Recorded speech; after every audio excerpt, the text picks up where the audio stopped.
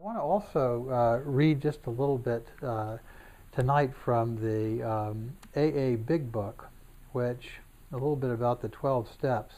You're going to find over the next year or so that I talk more and more about the 12 steps and 12 traditions of the various recovery groups, AA being the sort of leading edge or the originator of this particular program, because they apply to ecological recovery as deeply as they do to recovery from alcoholism or any other form of compulsion or addiction.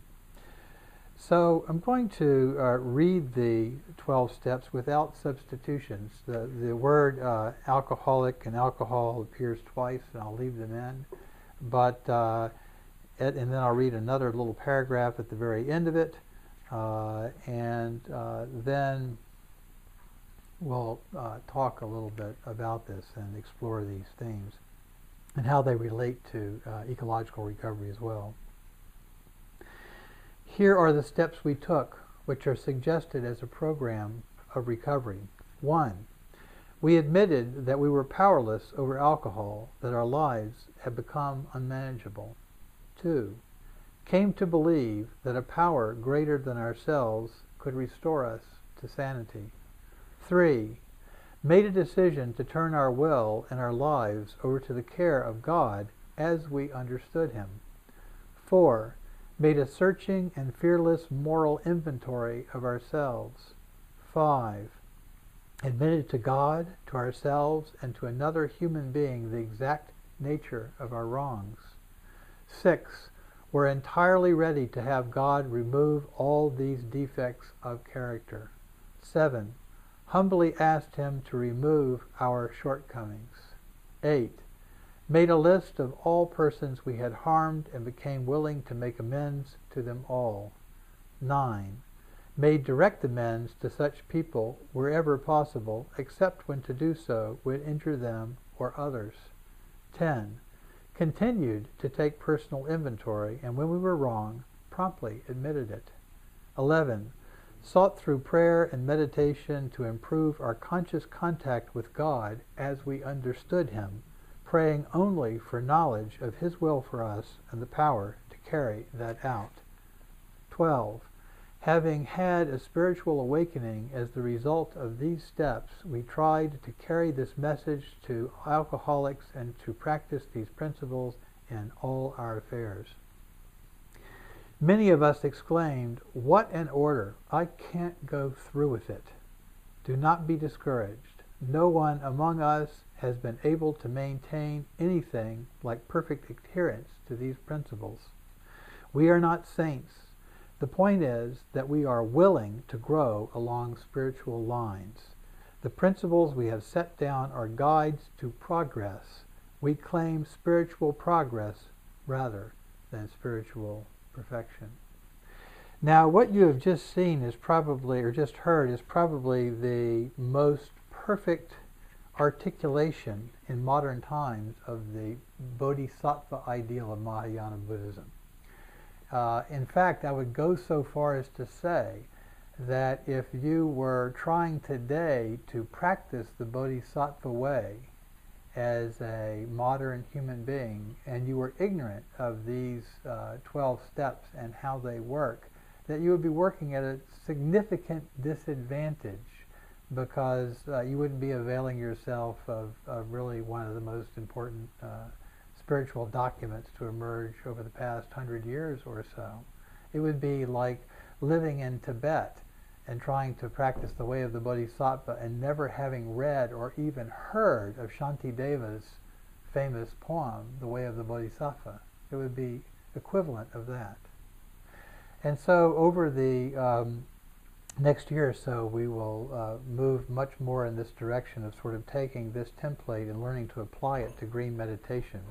We admitted we were powerless over alcohol, that our lives had become unmanageable. Now, the question is, as what you might call cultural addicts, what are we addicted to?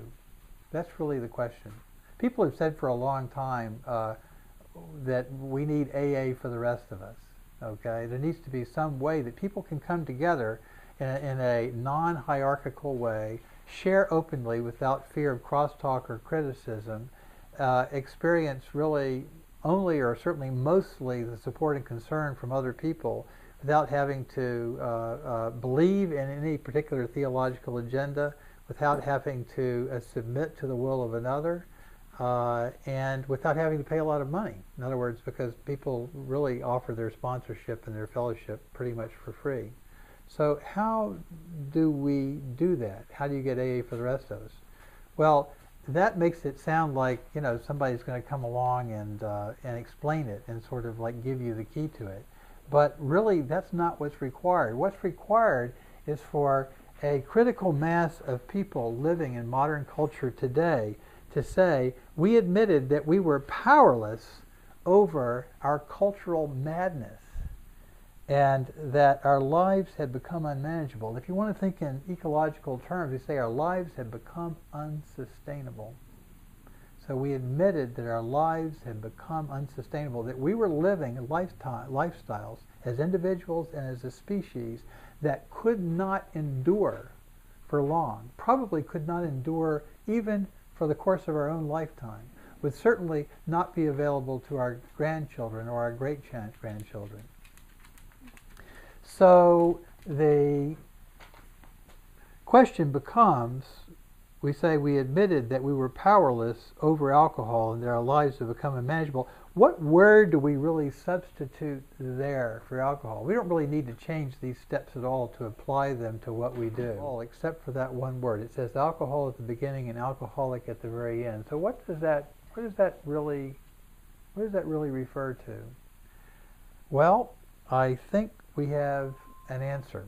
And I don't know if we could get it into a single word yet, but we're going to work at it as we go along. The most recent advances over the past 50 years or so, the most significant advances have mostly occurred in neuroscience, as human beings have begun to discover the degree to which all of our thoughts and moods are controlled by the wash of chemicals that are produced by our body.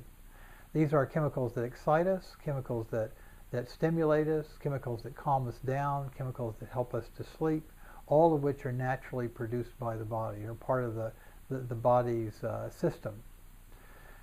What we haven't realized until quite recently is that what we call culture is primarily a psychotropic event.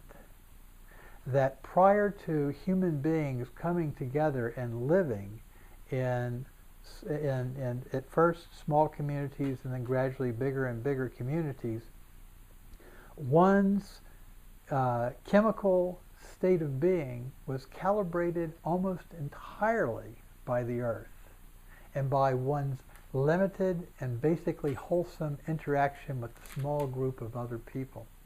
And that this was the thing that stabilized our experience of life and established the structure and the quality of our consciousness and allowed us to basically live a life of happiness and peace, primarily because our life was geared towards the fulfillment of needs and not the fulfillment of desires. Once we began to have a significant group of people together all living at the same time, we began to take our cues off of one another, especially in hierarchical power structures, and no longer off of nature. And so what happened was we began to become addicted to this wash of chemicals that flows throughout our body that is a direct response to cultural cues of all kinds. So what we really are addicted to is ourselves. We are addicted to ourselves rather than in relationship with nature. We are, if we need to recover from anything in order to attain anything approaching ecological sanity, what we need to recover from is ourselves, is the fact that we only attune to our own values, our own social values, our own projected values, our own fantasy of life and what is involved in life and living.